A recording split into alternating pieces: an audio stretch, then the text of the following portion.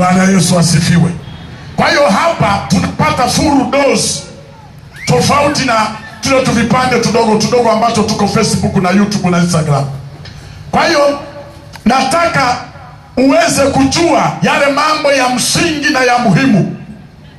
Nilikwambia juu ya tabia za watawala. Tulisema tabia ya kwanza, wanaamini kwamba hawakosei, hata wakikosea wanasema wamekoseshwa. Tulisema pia ni wapinasi, wanafikiri wao mambo yao kwanza, ya wengine baadaye.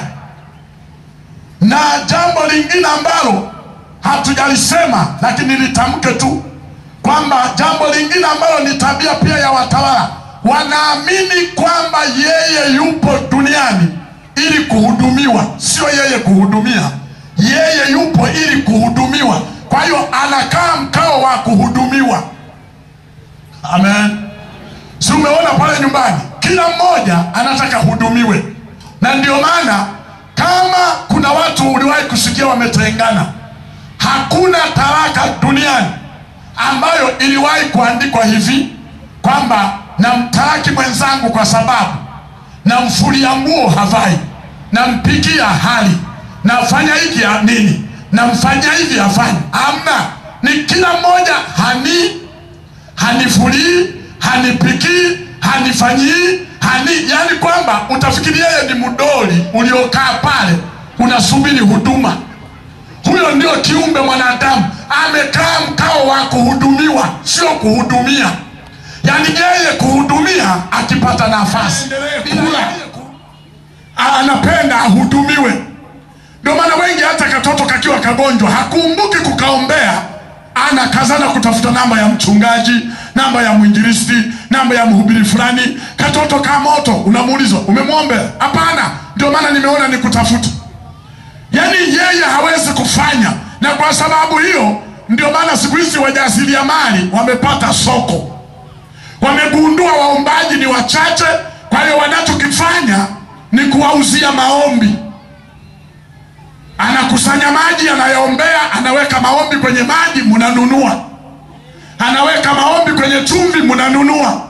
Anaweka maombi kwenye vitambaa, mnanunua. Maana wewe kuomba utaki, unataka shortcut.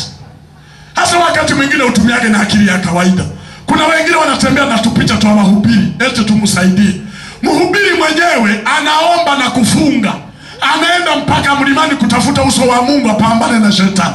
Leo picha yake eti kulinde wewe. Kama shetani hawezi kumuogopa yeye kabisa, picha yake ndio ikusaidia. Acha ushamba. Na wengine hata hivi unako kwenye pochi yako, sina shida, endelea kukaa unamkumbuka. Lakini usifikiri shetani ni shemeji kwamba anaweza kuogopa picha ya mtu.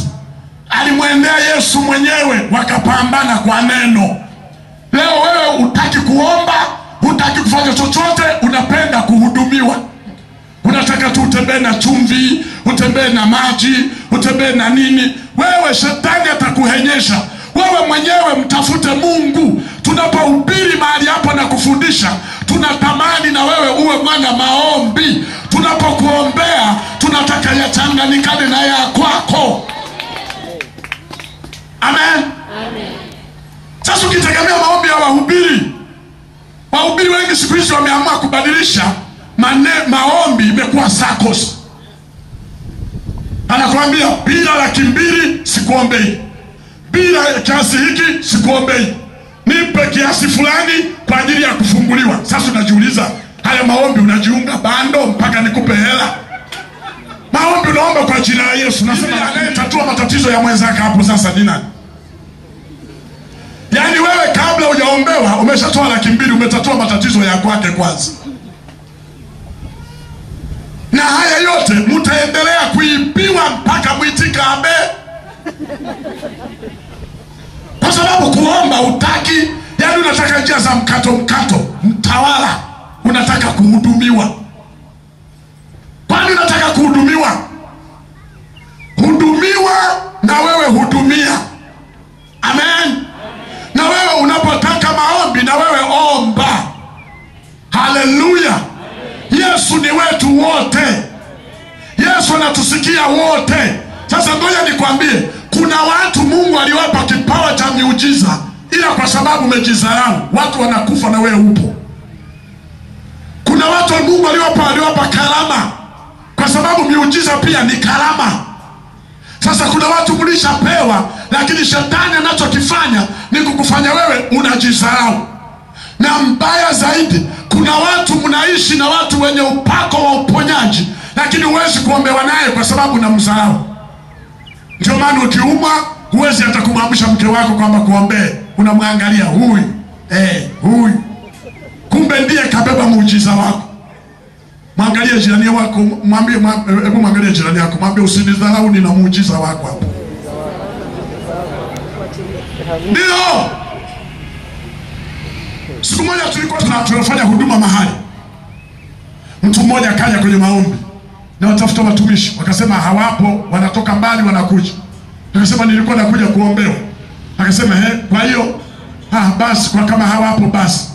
Akasema Palishiweka yupo. Akasema nilikuwa nawataka wale wahubiri.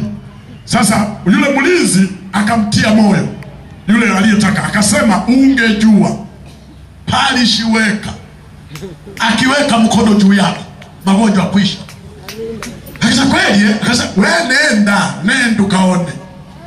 Yule akajikaza kwa neno la mlinzi, akamfuata Palishiweka. Mimi nimekuja uniombee. Palishiweka na yeye akashituka, hajawahi watu kusema ni tuombee, na yeye akasema Mungu wangu nisaidie, ndio kwa mara ya kwanza naombea mtu. Kamwekea mikono, alipoomba pale ugonjwa kwisha. Akatoka getini, anamwambia mlinzi, sijawahi kuona watu wenye uponyaji kama Palishiweka. Yaani nilikuwa na matatizo. Akatoka huko anaenda kusimulia watu, pale pana Palishiweka na miujiza huyo. Na Palishiweka alianza kufanya kazi za maombi kuliko zile za usharika.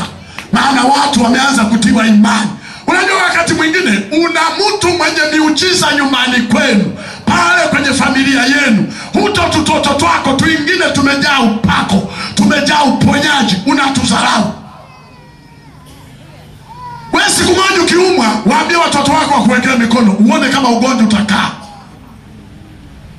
Wewe siku moja ukiumwa, mwamshe mke wako akuombee, mwamshe mume wako akuombee, mwamshe huyo mfanyakazi wa ndani akuombee. Yaani ponza kwa mashaka chwa. Paki ilipofika ya 7 chwa, anashangaa mwili wote, ngozi imekuwa kama ya mtoto. Ndio anaanza kuweweseka sasa na kuheshimu. Yuko wapi mtumishi? Tumpe na hela, tumpe na nini? Akasema kwenda zako na pesa zako na madhahabu na yako. Mimi nilichokuambia nimekuambia kwa imani na ukatii. Nenda zako. Mwangalie tena jirani yako, mwambie unateseka muda mwingi, mimi niko hapa. Unaona navyo kucheka? Unaona navyo kudharau? Mwambie hatukinidharau, nimebeba muujiza wako hapa. Mwambie kama ungekuwa mtu wa akili sawasawa, ungenigusa ili matatizo yako yaishe. Hapa nilipo nimejaa upako. Ukinigusa unagusa uponyaji, ukinigusa unagusa kufunguliwa, ukinigusa unagusa vifungo vyako vinaondoka. Sasa wewe shida unamkadiria, unasema angekuwa Mgogo ningemgusa. Tutafanya kama alivyokuwa tunafanya akina Mgogo kwenye mkutano. Wakamshika yule mtoto na wewezeka, wakashika wakaenda naye chini huko, kulikuwa na miti huko kwenye shule yao. Wakakazunguka, wakaanza kukemea, toka kwa jina. Pepo haliangalii linakemewa na nani, linaangalia nguvu za huyo anayekemea. Nakwambia pepo wakaona tumepatia, ndo wakaongeza nguvu. Kemea pepo, nikaondoka. Sasa walimu wanauliza, fulani anasema mashetani yalipanda, wale watoto wa barokole wamembeba, wameenda naye kwenye miti huko. Walimu wanakuja, wanakuta kazi imeisha, ndo wanamfuta vumbi. Wanasema kwani? Anasema si huyu ni yale mashetani yalipanda, kwa hiyo na sisi tukakemea, kwa hiyo yametoka. Wakakuta kweli na akili timamu, yuko vizuri, wakarudi naye. Aliporudi nyumbani, Wazazi wakajiuliza, leo hukuanguka? Akasema nilianguka. Mbona hawajakuleta? Akasema wale watoto wale wa misalaba wale wameniombea mimi ni mzima. Akasema kwenda huko. Kweli? Wakasema tutaona usiku, maana usiku napo kalikuwa kanawezeka. Akakuta kamelala fofofo. Paka asubuhi kwenda shule wanamwamusha. Ameenda. Wakasema labda yametulia. Wakasubiri siku ya kwanza, ya pili, ya tatu, wiki. Wakasema kumbe kweli umepona. Ilibidi wazazi na mtoto kwenye msalaba. Lakini waliosababisha ni watoto. Wameibadilisha nyumba nzima. Hebu niambie, wazazi wa wale watoto waliwahi kuombewa na watoto wao? Kiburi, dharau. Unasema mwanangu aniweke, unasukuma muujiza. Kwanzia leo huwezi kujua kwenye hiyo familia yenu wingu liko na katoto gani pale, wingu liko na nani, kwa sababu hakuna familia Mungu ameiacha hivi hivi. Kila familia ina mtu. Amen. Wewe unaona kuna baadhi ya watoto wako wasipokuwepo hamlali salama. Mara Mkabwe, mara Milwerue, akiwepo mnalala salama. Hamujiulizi kwamba huyo ndio bodyguard wa familia. Huwezi kujua. Amen. Ndio. Kuna watoto kama unaumwa, ukimwambia kaniletee maji, akishika kikombe ukanywa, unashangaa mwili umepata nguvu. Hujiulizi, unasema haya maji yameburudisha mwili. Sio maji, aliyeshika na upako, ila na yeye haelewi na wewe huelewi, unatibiwa bila kuelewa. Kwanzia leo funguka katika jina la Yesu. Kwanzia leo funguka. Uende kuangalia wadogo zako pale nyumbani, watoto wako pale nyumbani, mume wako, mke wako. Muujiza uko kwenye nyumba yenu, ila bahati mbaya madharau yamekujaa. Amen. Hata hivi naongea umeanza kuwa kadilia. Unasema kwa mfano nanipa Sara,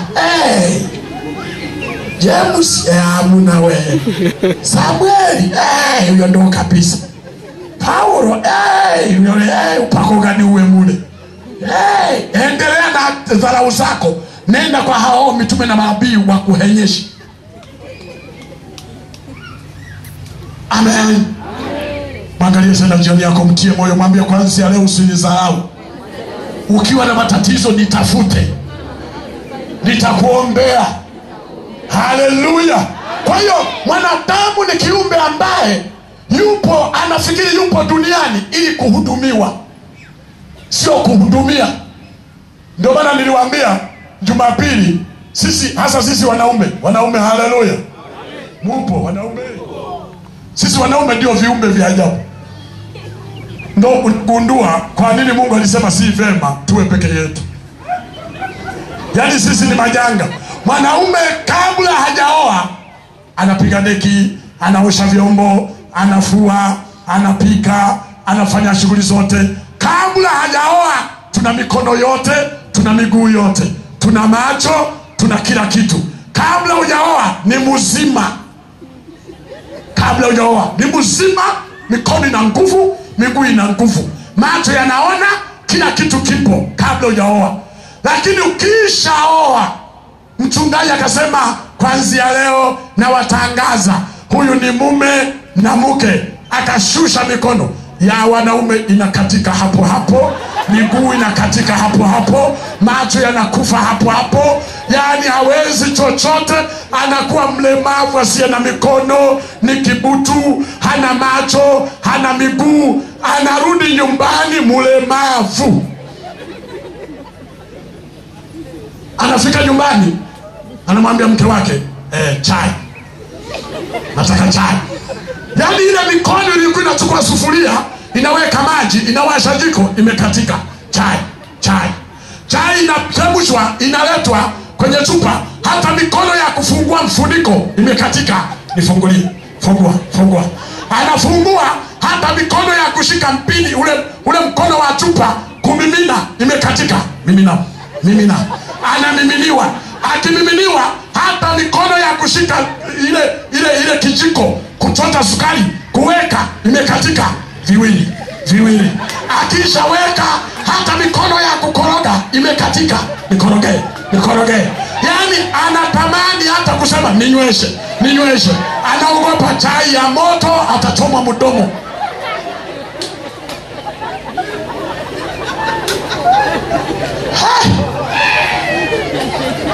Wanaume, ili mikono mlipeleka wapi? Miguu ilienda wapi? Akunywa, akamaliza kunywa chai, anavuta miguu, nikuita hoya, toa. Yani kwamba hajui vikombe vilivyotumika vinakaa wapi, sahani inakaa wapi. Yani kila kitu kimesha katika mekwa mdoli. Kitapikwa chakula mpaka inuliwe, twende tukale, apakuliwe, na kila akisha kula hawezi kuvuta sahani, hawezi kufa. Tunakuwa walemavu kabisa. Unafika muda wa kulala eti hawezi kushusha neti, naenda kulala. Kwa hiyo kanishushie neti. Kwa hiyo yeye analala kama maiti iko mochwari. Tu mama shushe neti, yeye amelala tu. Anaamka asubuhi, yeye usingizi umetangulia kukata, maana aliwahi kulala.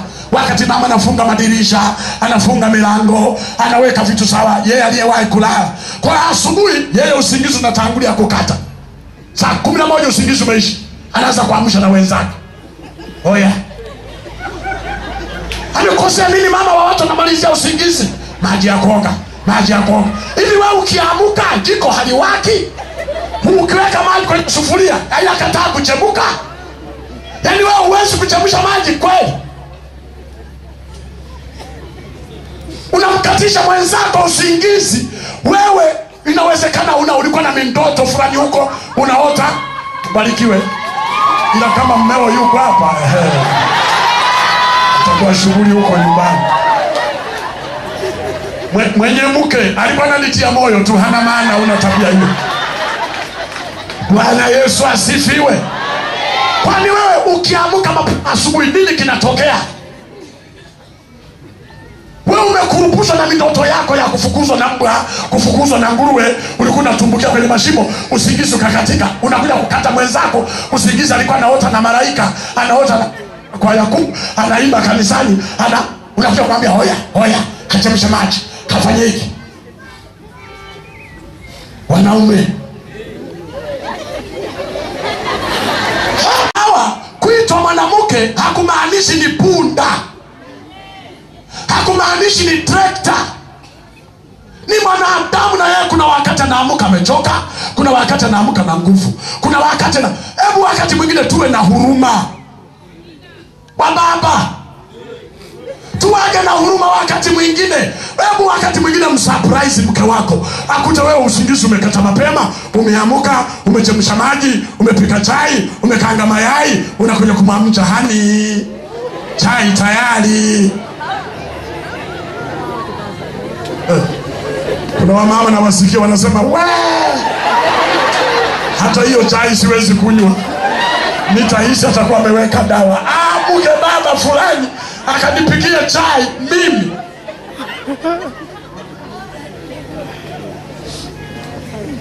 Ngoja nikwambie, kuna watu kwenye familia hawajawahi kuenjoy familia zao. Hawajawahi. Niliwaambia juzi wakati tunaanza, nikasema ndio maana wamama wengi wanapenda kuangalia tamthilia na maigizo, kwa sababu kule ndiko wanakoona upendo. Kwenye tafsiri anaona mtu amechemsha chai, amemkorogea mke wake, anamletea, anasema jamani baba Samueli, nikute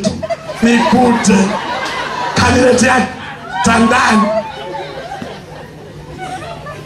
Anaona mwenzake mmoja usingizi umetangulia, mama anasinzia kwenye sofa, anambeba, anampeleka kulala, anasema jamani watu wanaenjoy. Maana wewe ukisikia usingizi hujaamushwa na kofi, utaamushwa na kikombe cha maji.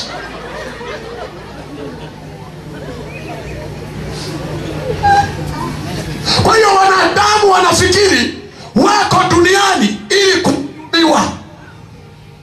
Na ndio maana wewe anaenda hata kwenye maofisi yetu, nenda kwenye maofisi yote wa binafsi na wanataka kuhudumiwa wao kwanza.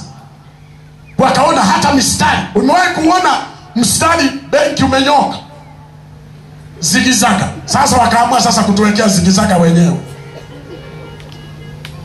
kwa sababu kila mmoja anajiona yeye ndiye wa maana, aliyepaswa hudumiwe kwanza. Ndio maana akifika msikia anavyoongea, nimechelewa, mimi ni wa 200. Sasa wewe, wale waliowahi sio watu. Hakuna kuta kila mmoja ameangalia hivi yule naye hudumia aone kama wanafahamiana. Oya, ahudumiwe yeye. Hawa ndio viumbe ambao unamchumba anafirisi duka leo anasema hiyo perfume nzuri naitaka, anachukua. Ayo loshani nataka, nachukua. Sasa wewe utafirisi mwenzako anajenga maisha.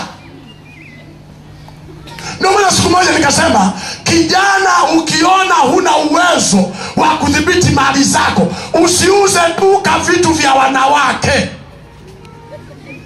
Badilisha mtaji, anza kuuza mawe, anza kuuza mbao, anza kusagisha kokoto. Ili akikutembelea kijiwe na tunauza kokoto, hizo hataomba. Maana viumbe hawa ni shida. Ukiuza nguo anaondoka nazo zote. Ukiuza mafuta julambo imejaa. Ukiuza muage na huruma nye mabinti. Hao vijana wanatafuta. Amen. Ndio siku moja nilikuwa na bodaboda. Ukiona binti anakuja kuomba bodaboda yako, akupe hela kwanza. Wana tekniki ya kubeba bure. Ukimbeba tu huyo kakukumbatia, hamujafika mbali kakuegamia. Mimi naogopa bodaboda, anajua hapa ndo anakumaliza. Mwisho wa safari huchukui hela, unachukua namba. Sasa namba ndo utapeleka kwa bosi.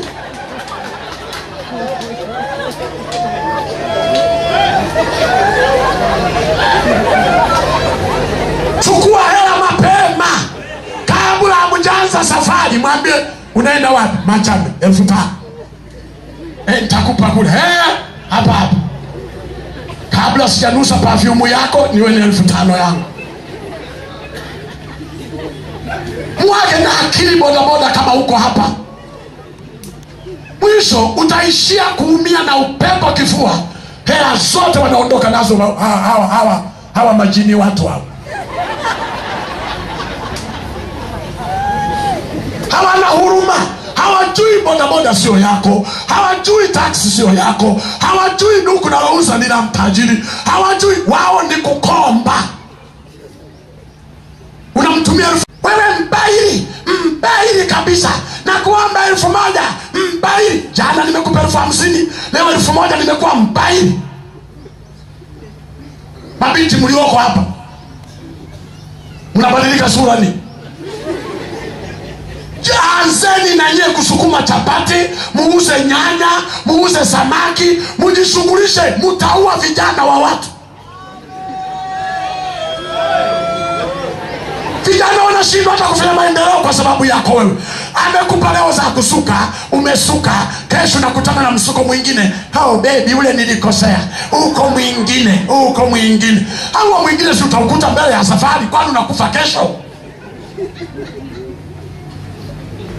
Kwa sababu ujui uchungu wa hela. Ndio maana tukipewa unafumua ovyo ovyo, ukipewa hebu kuweni na huruma na kaka zenu. Kaka zenu wanatafuta. Sisi wenzenu kipindi chetu tulikuwa na raha. Tulikuwa tusumbuki kama nyie. Akisuka twende Kilioni amenoga.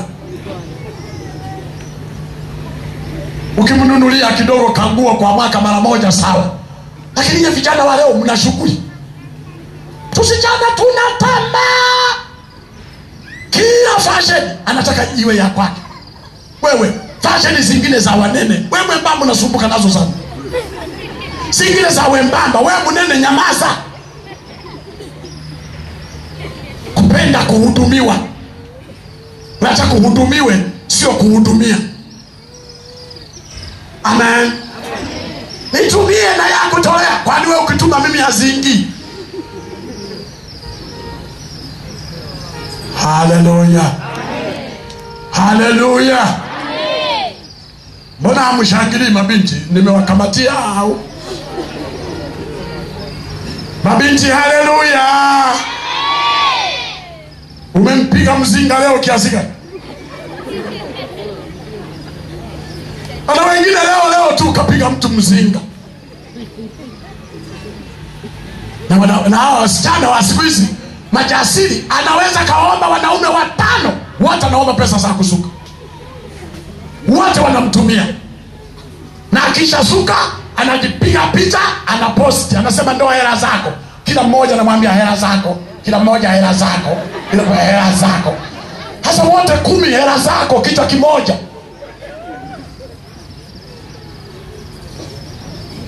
Na hiyo laana utafikiri itaisha. Kwa sababu wengine hata mtafuti vijana ambao hawajaoa, mnaparamia na waume za watu. Unataka na wenyewe wakupe za kusuka, unataka na wenyewe wakusaidie sija nini, unataka na wenyewe kadiri unavyozidi kuparamia waume za watu, unapanda mbegu. Na wewe uje uwe mpole, sina wewe utaolewa. Wanasema ukizoea kuvunja miwa ya wenzako, panda miwa, uje uwe mvumilivu. Watakapoanza kuikata, kaa usiseme huwa mrefu ulikuwa wa kuuza. Ndivyo na sisi tulivyovumilia ya kwetu. Vumilia. Wewe unaparamia waume za watu wakati na wewe una mpango wa kuolewa. Subiri, utampata handsome boy. Sasa ule na wenzako. Usianze na uwe mtu mimi. Mbona wewe walikuacha hai? Uliparamia waume za watu ukafikiri kila apandacho mtu atafanyaje? Atavuna. Acha waume za watu. Unamuumiza mama yako. Maana yule mke wa huyo babu naye mchuna anaumia. Wewe unaona kabisa mama wa watu anateseka. Hela zote zinaishia kwako. Si unatafuta laana wewe? Unatafuta laana. Kwa sababu mizee mingi akili zao sio zilienda wapi. Anaacha mke, anaanza kusumbuka na visichana viko form 4, viko form 2, kinamwendesha kushoto kulia. Ana mapengo lakini anaitwa baby. Wewe ni baby kweli na mipengo hiyo hata ushituki.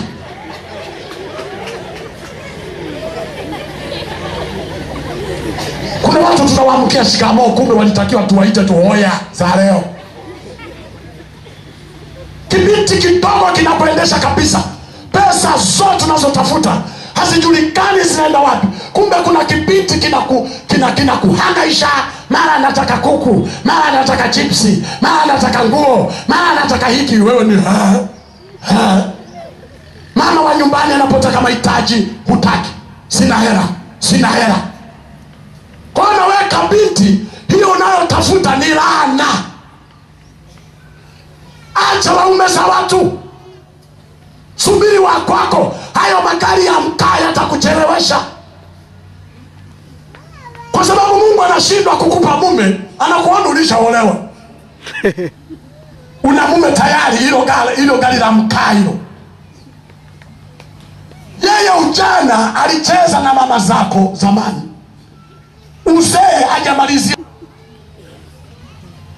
Shituka. Hivyo viatu alikununulia nani?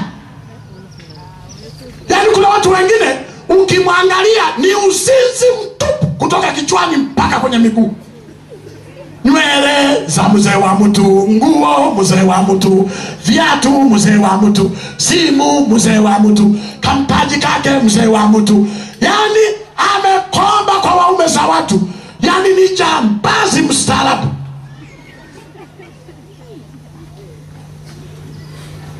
Watu wanakuuliza, binti umenawili? Ni Bwana. Bwana yupi wewe tapeli mkubwa wewe? Bwana yupi wewe? Ni bwana wa bii ndogo, sio Bwana Yesu. Unaimbia wazee wa watu, umemaliza. Wengine hata kiinua mgongo wajui kimefanya kimeenda wapi. Kumbe upo panyabuku.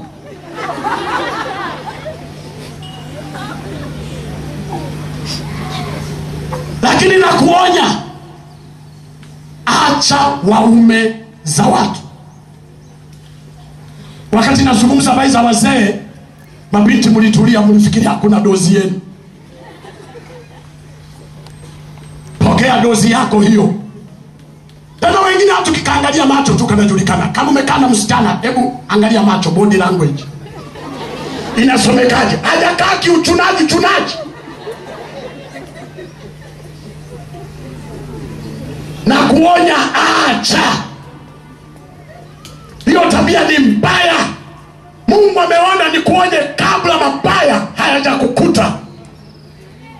Wewe bado na maisha, una future. Mtu tuzetu wengine tulishaathirika na ukimwi tayari. Wengine tuko kwenye dozi. Kanataka kuharibu maisha yako, huna hata mtoto. Wazazi wako hawajapakatia mjukuu, unataka kuharibu maisha yako na utu tuzeze, utu ambato tulipata sijui wapi pesa huko. Hebu fika mahali, shituka. Wewe bado una future mbele, una maisha mbele. Ni mbunge wetu mtarajiwa, ni waziri wetu mtarajiwa, ni dokta wetu mtarajiwa. Bado una maisha ya mbele. Kwa nini unataka kuyaharibu na starehe za haraka haraka? Kama smartphone utapata tena, zinakuja zingine za kisasa ambazo hazitakuwa na haja ushike. Hatikiwa kwenye meza, mtu akikupigia unasikia sikioni. Smartphone zitakuja za maana, wewe tulia. Amen. Ndio. Kwa nini unadanganya smartphone chenye cha mchina hata kitaka kufungua kinarodi? Umesave nyimbo 5 tu, kamemori kameja. Kasimu alafu ndio umepoteza usichana wako, umepoteza maisha yako yote, future yako yote imeharibiwa mteremko. Kwa hiyo ukiona vijana wengi wanakufuata, walikukalia vikao, usiseme wewe ni beautiful girl. Hamuna, wameambiwa wewe ni mteremko. Wakisema naku, unamalizia penda. Kwani unajirahisi namna hiyo? Jipackage, mtoto wa watu. Jiweke kwenye thamani. Amen. Mwambie mimi sio wa ndondo. Ukinitaka jisajili TFF kwa mchungaji. Mimi sio wa ndondo wanacheza walio na viatu na wasio na viatu. Mimi niko simati, nimeelewa, nataka mtu ambaye yuko serious. Ndio maana niliwaambia Jumapili, ukiona nasema nataka niko wewe mchumba, mwambie sawa. Na mimi niko na muomba Mungu, nimekubali. Tegea Jumapili, ukimaliza ibada mwambie mchungaji anakuita pale. Mimi akienda kwa mchungaji na wewe uko nyuma. Ukifika pale mchungaji yuko ndani, mwambie ni mimi. Ni mimi nilikuwa namwambia mchungaji, nakushukuru kwa maombi. Ulikuwa unaniombea nipate mtu. Mungu amenipa huyu. Ndiye ambaye kwanza leo anakuwa mchumba wangu. Na kwa kuwa uchumba sio uchawi, nimeona tupige magoti utuombee katika safari yetu.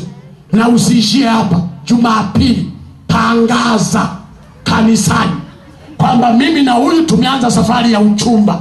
Kama kuna watu walikuwa wanatunyemelea, wajue application ni tayari. Kama alikuwa tapeli, utamwona umo kwenye chumba cha mchungaji. Hapana, umefanya haraka.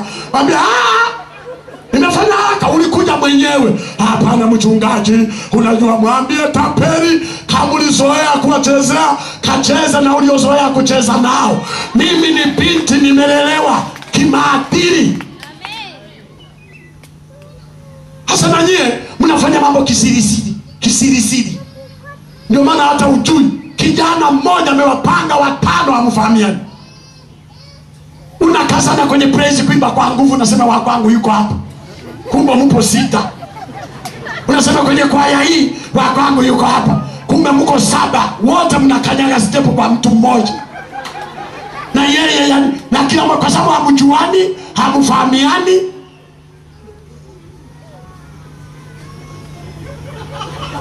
Wekeni mambo wazi.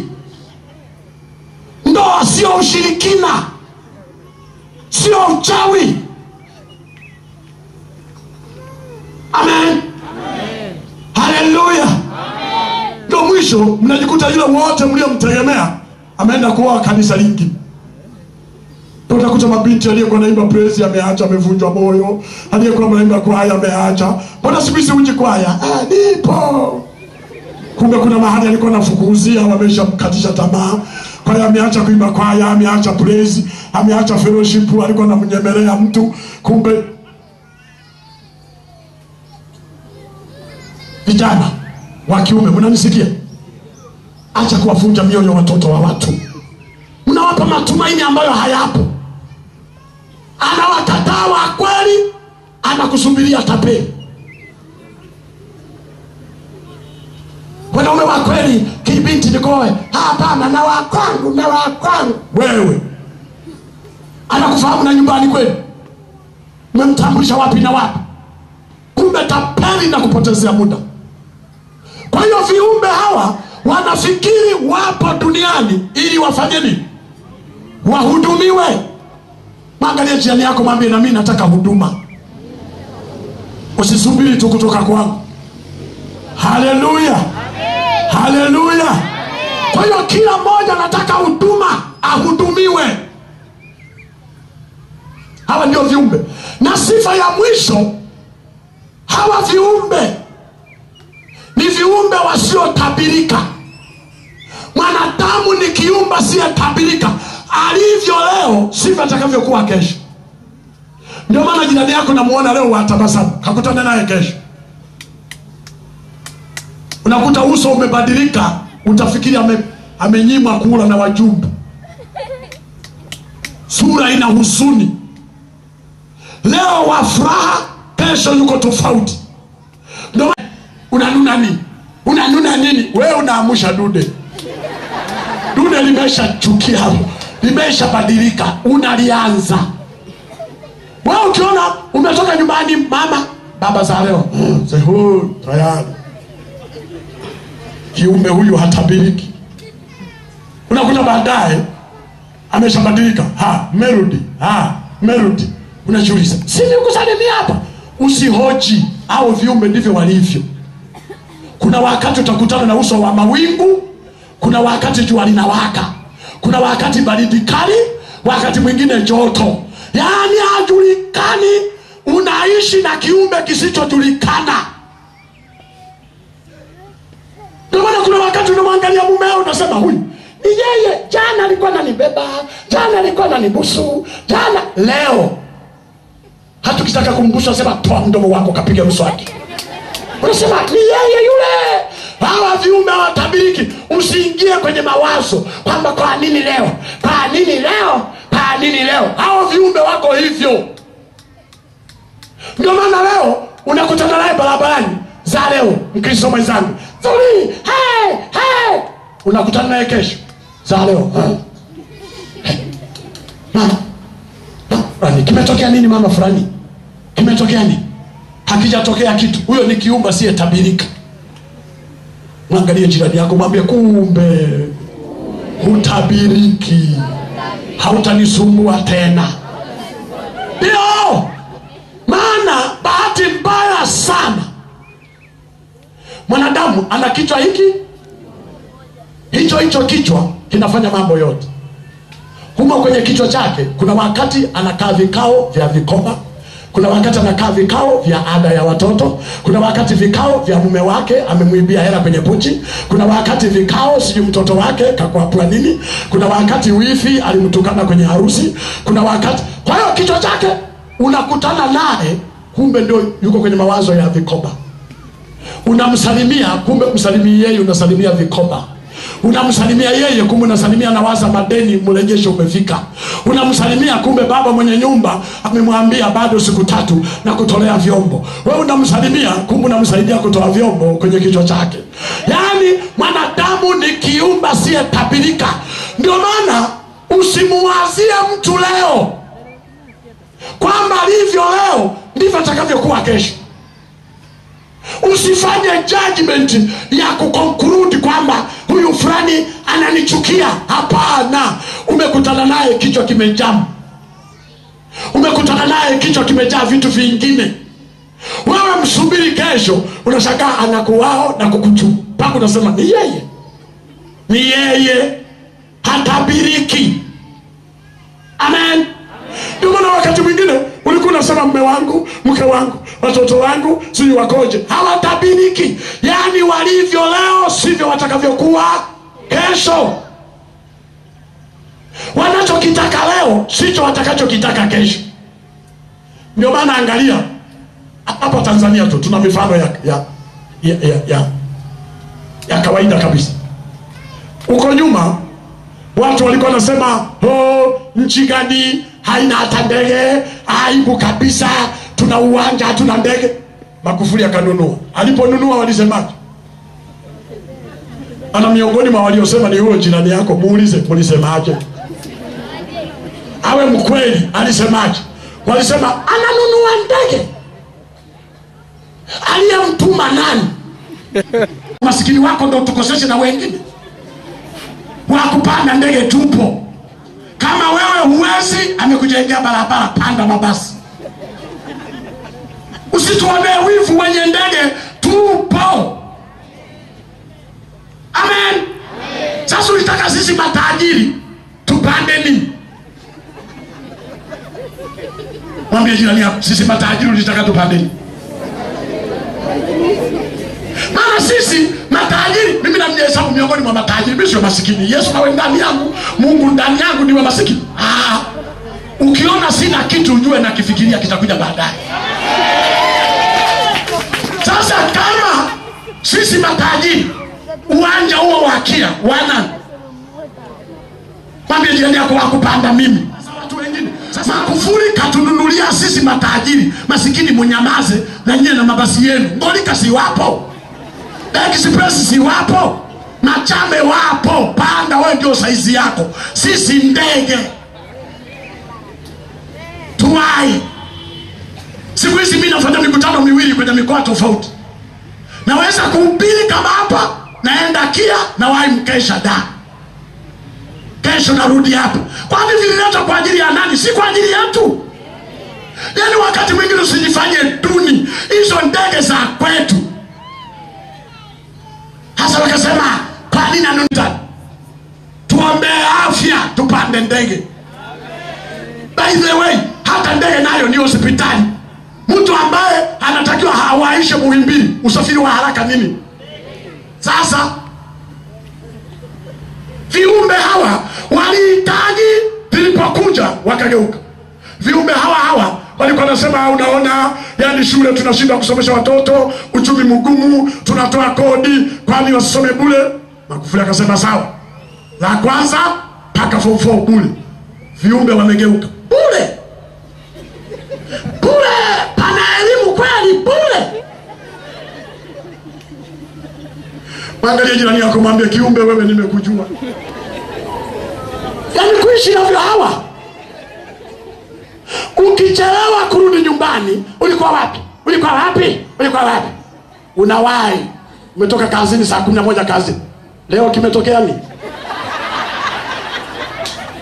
Kwani ulivyowahi? Hey, tunashinda hata kufanya kazi. Umeamua shinda nyumbani, maana umeganu na sura hapa tutafikiri paka. Paka kwa wenzako. Umeenda huko kuhangaika, maana umegani ukai hata nyumbani. Unakaa tu tunana. Angalia jirani yako kwa jicho la kusikitika, alafu simama naye, mwambie kuishi na wewe. Simama tu. Maana nikihubiri sana utasikia anachelewa kumaliza. Nikisema tusimame, mbona nakata haraka?